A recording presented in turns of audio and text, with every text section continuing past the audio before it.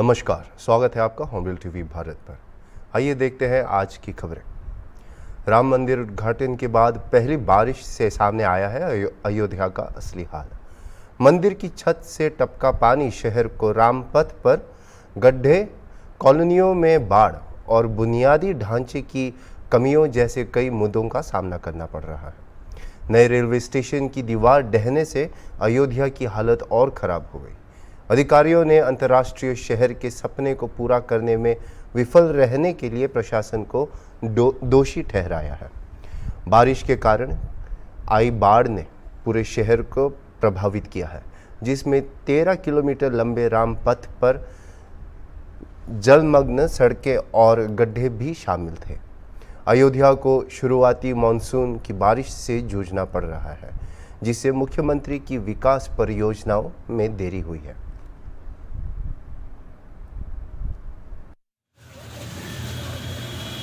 बहुत सही है।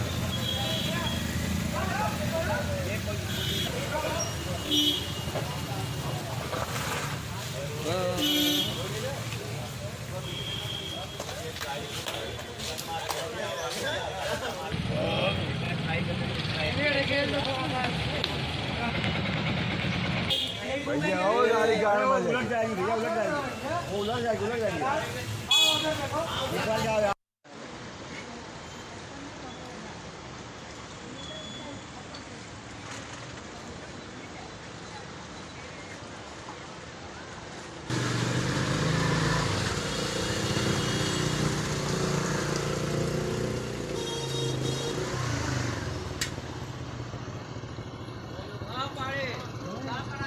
चौक क्षेत्र का मामला आ गया।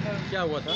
ये रोड मरम्मत कुछ चल रहा था। रोड की मरम्मत ठीक से न करने के कारण एक गाड़ी इसमें गिरी और गाड़ी बुरी तरह क्षतिग्रस्त हो गई है। ये नगर निगम के कार्यों की पोल है, देख लीजिए इसको। रात से बरसात हो रही है। रात से बारिश हो रही है, पहली बारिश के ये हाल है। पूरे शहर में ऐसा है? पूरे शहर के यही हाल है, हर तरफ गड्ढे खोदे जा रहे हैं। गाड़ी में कोई घायल तो नहीं हुआ? नहीं, घायल कोई नहीं हुआ, गाड़ी बुरी तरह क्षतिग्रस्त हो गई है। कहाँ, कौन क्षेत्र है ये? चौक क्षेत्र है ये, सब्जी मंडी। क्या नाम है आपका? नितिन। आप चाहते क्या हैं फिर? आप कार्यों को ठीक से कराया जाए। हाँ। जी, इस तरह के कार्य न कराया जाए कि आगे फिर से ऐसी समस्याएं आए। बोले तो हमारे पे 4 फुट पानी भरा हुआ था। हमने वहाँ पे शिकायत इसमें किया कि अतिक्रमण आगे है, आप उसको उसमें अतिक्रमण हटा दीजिए। अतिक्रमण हटा दिए, सबको सुख होगा, किसी के पानी अंदर जाएगा ही नहीं। ये पहली बार ऐसा हुआ कि हमारा 3-4 लाख रुपए का नुकसान हो गया, हमारे सारे काउंटर जल के वो हो गए। उसका अतिक्रमण हमारे पश्चिम तरफ जो है कि रिलायंस चैन के यहीं शुरू से हमारे यहाँ उसमें लगा हुआ, हमारे बगल में ट्रांसफार्मर, इसके बगल में नाले के पूरा यहाँ से वहाँ तक अतिक्रमण है। तो पहली बार ऐसा हुआ? ये पहली बार ऐसा हुआ। रामपथ के बगल में? रामपथ के बगल में तो तिरुपति। अवगत नहीं करा अधिकारियों को? अवगत को इसमें पानी भर जाता था, ऐसा पहली बार हुआ है। पहली बार ऐसा हुआ। हम चाहते हैं कि इसमें अतिक्रमण आगे से हट जाए, पूरा नाला साफ हो जाए, ताकि इस तरह से फिर हमें दिक्कत ना हो, फिर हमारी दुकानदारी ना खराब। हमारी यही रोजी रोटी है और कोई हमारा तो कोई काम है नहीं। कौन सी दुकान आपकी है? मधुर मिलन नगर निगम के सामने। दुकान आपकी है? पुरानी हमारी 98 की खुली दुकान। रामलला के मुख्य पुजारी सत्येंद्र दास ने मंदिर निर्माण को लेकर खुलासा किया है। सत्येंद्र दास ने ये कहा कि पहली ही बारिश में मंदिर की छत से पानी चूने लगा है और मंदिर के भीतर पानी भर गया, जिसे निकालने का भी कोई तरीका नहीं है। मंदिर बन गए हैं जहाँ रामलला विराजमान हैं, और जो आगे भी जगह बनी है उसमें एक ही पहली वर्षा में ही पानी चूने लगा, अंदर पानी भर गया था। इस पर ध्यान देना चाहिए कि जो बना है उसमें कौन सी कमी रह गई है जिसके कारण से पानी चूई रहा है। इस पर जो बना है उस पर भी ध्यान देना चाहिए और ये बहुत जरूरी है। पानी वगैरह भी नहीं निकल पा रहा है। पानी निकलने का जगह नहीं है और कल तक पानी ऊपर से चूता भी है। ये समस्या जो है इसका समाधान पहले आज कल में सोच करके उसको निश्चित कर लें, नहीं तो वर्षा जब शुरू होगी तो वहाँ पूजा अर्चना और कालता दर्शन और सब। वलसाड शहर में स्थानीय अपराध शाखा पुलिस ने डकैती और चोरी की घटना में शामिल 6 संदिग्धों को पकड़ा और गिरफ्तार किया है। तलाशी अभियान के दौरान घातक हथियारों और चोरी के औजारों के साथ 6,40,506 मूल्य के विभिन्न सोने के गहने जब्त किए गए। आरोपी राजस्थान स्थित एक गिरोह से जुड़े हुए हैं, जिनके पास गुजरात में चोरी की कई घटनाएं दर्ज हैं। यह कार्रवाई वलसाड़ स्थानीय अपराध शाखा पुलिस द्वारा की गई।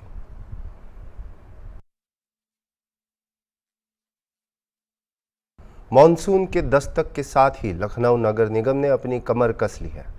साफ सफाई की व्यवस्थाओं को लेकर लगातार नगर आयुक्त के द्वारा बैठकें करके अधिकारियों को निर्देश दिए जा रहे हैं कि नाले और नालियों पर विशेष तौर पर ध्यान दें। किसी भी एरिया पर जल भराव नहीं होना चाहिए।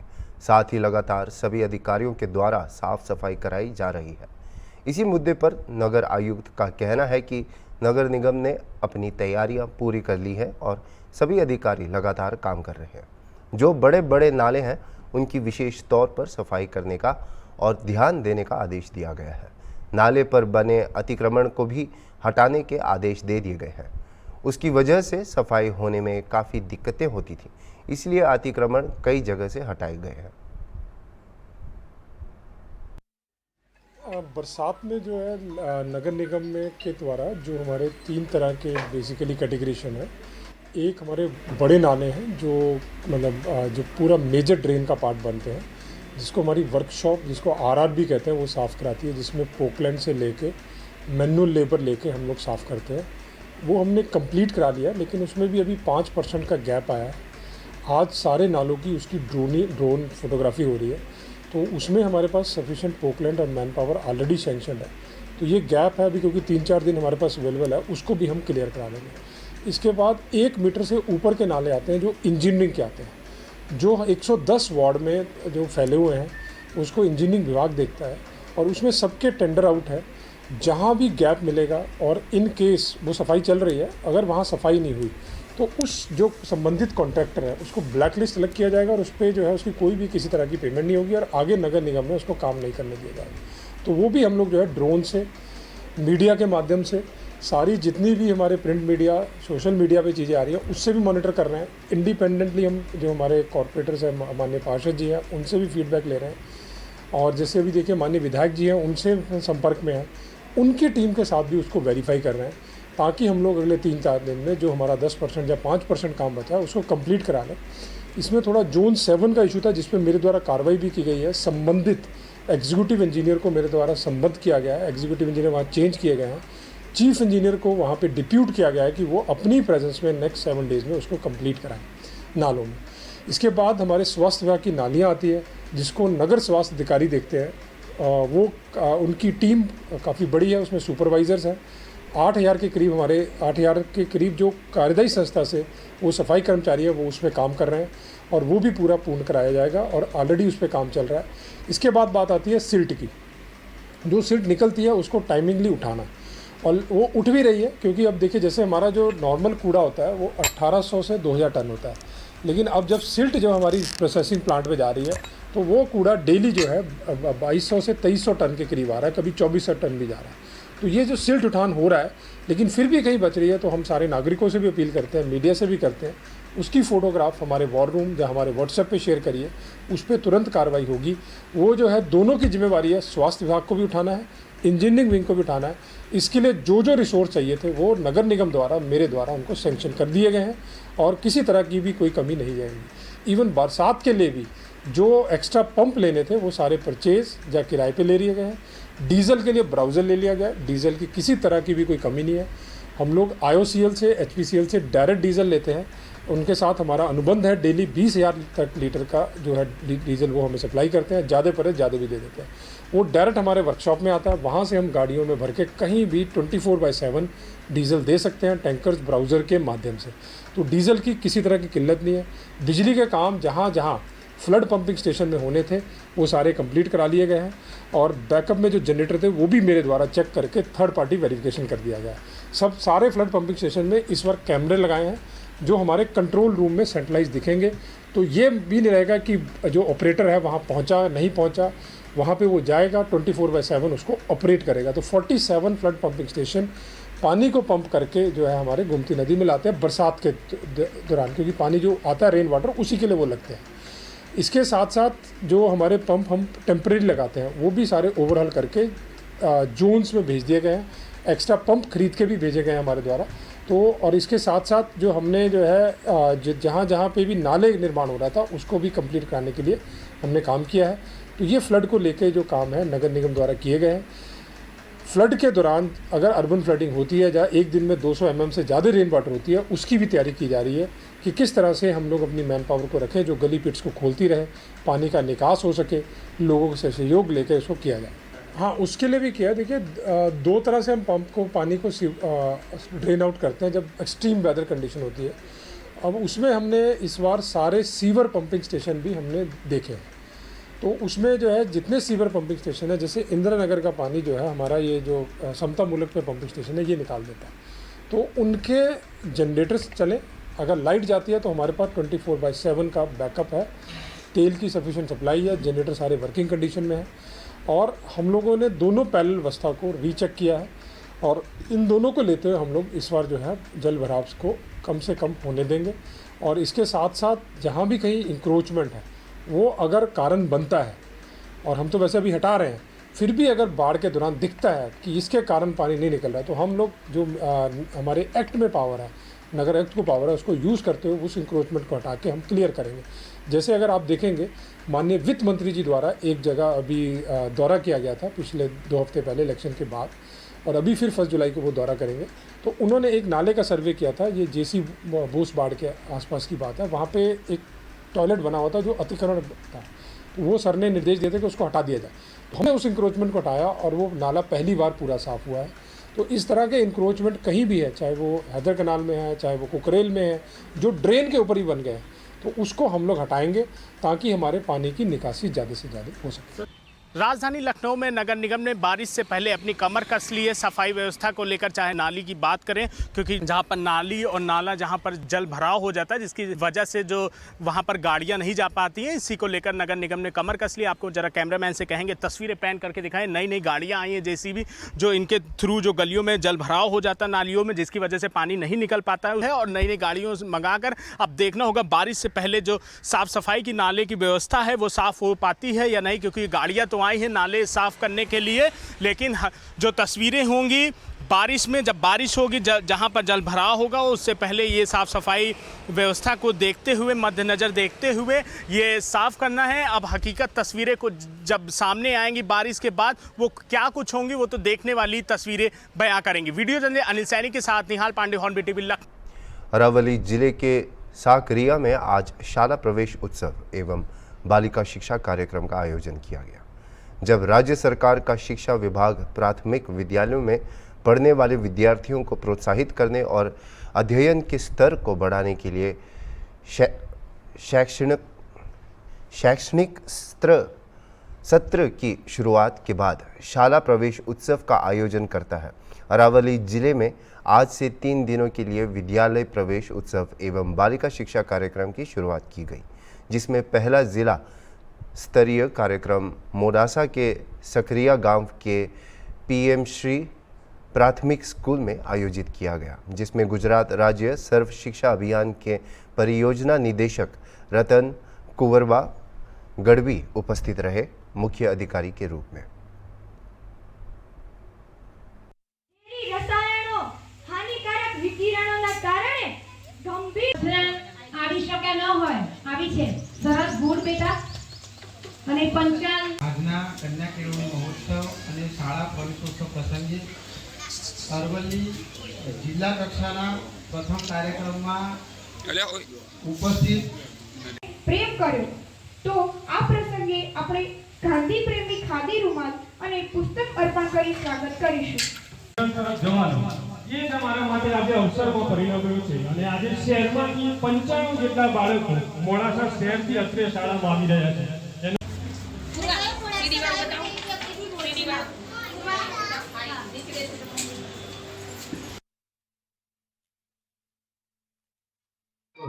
હું નૈનેશ કુમાર દવે, જિલ્લા પ્રાથમિક શિક્ષણ અધિકારી અરવલ્લી।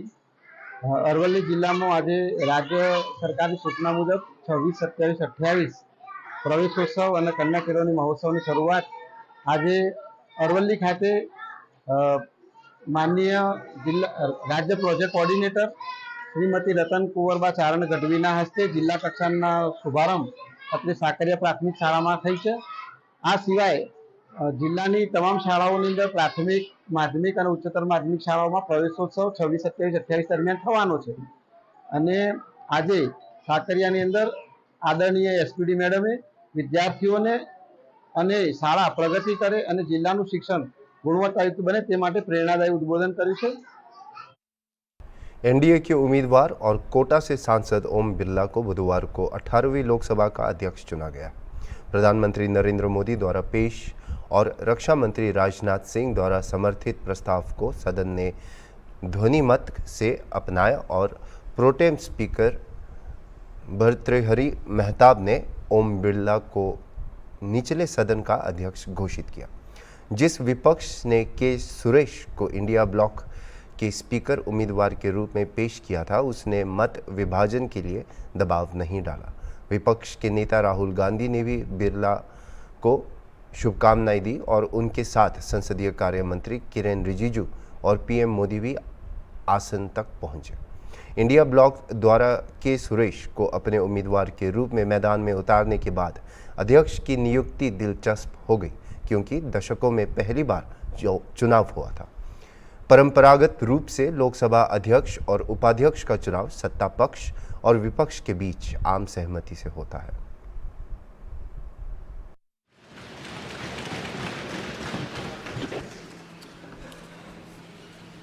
आदरणीय अध्यक्ष महोदय,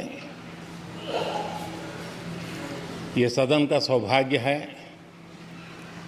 कि आप दूसरी बार इस आसन पर विराजमान हो रहे हैं. आपको और इस पूरे सदन को मेरी तरफ से मैं बहुत बहुत बधाई देता हूं. Speaker sir, I'd like to congratulate you for your successful election. For the second time that you have been elected, I'd like to congratulate you on behalf of the entire opposition, on behalf of the India Alliance. Speaker sir, this House represents the voice of India's people. And you, Speaker sir, are the final arbiter of that voice. Of course, the government has political power, but the opposition also represents the voice of India's people. And this time, the opposition represents significantly more voice of the Indian people than it did last time. Speaker sir, the opposition would like to assist you in doing your work. We would like the House to function often and well. Speaker sir, it is very important that cooperation happens on the basis of trust. It is very important that the voice of the opposition is allowed to be represented in this House. Short circuit से एक दुकान में आग लगने से लाखों रुपए का पान मसाला जलकर नष्ट हो गया. राहगीरी ने आग देखकर दुकान मालिक को सूचना दी. स्थानीय पुलिस और फायर ब्रिगेड की टीम ने तुरंत पहुंचकर आग पर काबू पाया, लेकिन तब तक काफ़ी नुकसान हो चुका था. औरैया के गौशाला रोड इलाके में स्थित यह दुकान योगेश कुमार गुप्ता की थी, जिन्हें लाले के नाम से जाना जाता था, जो रजनीगंधा पान मसाला एजेंसी चलाते थे. घटी ये बता समझिए. जैसा कि आप देख रहे हैं, लगभग 11:43 में फायर स्टेशन को सूचना आई थी कि गौशाला रोड और बताशे वाली गली में वहाँ काली ट्रेडर है, उसमें आग लगी. तत्काल एक फायर टेंडर के साथ मौके पर आ गए थे. इसमें आग बुझानी शुरू की. अब एहतियात के तौर पर हम इसका सामान बाहर निकालें, उसको बिल्कुल क्लियर कर लें, जिससे कि कोई आग बची न रह जाए. तो आग को पूरा क्लियर करने के बाद में ऐसा आएंगे.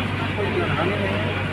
जहाँ तक के नुकसान का सवाल है, तो जैसे ही असेसमेंट होगा आपका होगा. आग किन कारणों से लगी, ऐसी कोई जानकारी मिली अभी तक? आग अभी तो जांच का विषय है। पहले आग पूरी तरफ से बुझा लें, उसके बाद में हम इसके कारणों की जांच करेंगे।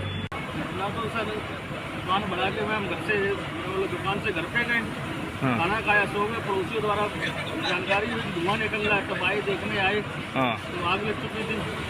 किस चीज़ की दुकान थी? मेरी जर्दा तमाकू रजनीगंधा तुलसी। क्या फुटकर होलसेलर है? होलसेल एजेंसी टाइप का। अच्छा, लगभग कितने का नुकसान होगा? वो भाई आइडिया तो नहीं है, लेकिन 60-70 लाख का तो नहीं होगा। आग लगने की सूचना आपको कैसे मिली? पड़ोसियों द्वारा जानकारी प्राप्त हुई हमको। तो आग किन कारणों से लगी, ऐसी कोई जानकारी है? जानकारी नहीं हो सकता, शॉर्ट सर्किट हो गया। दोपहर में हमारा कूलर भी शॉर्ट सर्किट हो गया था। फायर ब्रिगेड गाड़ी कितनी देर बाद सूचना की? सूचना के 15 मिनट बाद आ गई थी। दुकान में क्या स्थिति है? तो देखने से प्राप्त होगा, तो देखें जब अंदर जाए तब समझ में आए उसको क्या जानकारी है। अभी मसाला तो ऐसा ना, आग लगे चाहे पानी लगे तो खराब होना ही होना है। अभी के लिए इतना ही, और खबरों के लिए देखते रहिए हॉर्नबिल टीवी।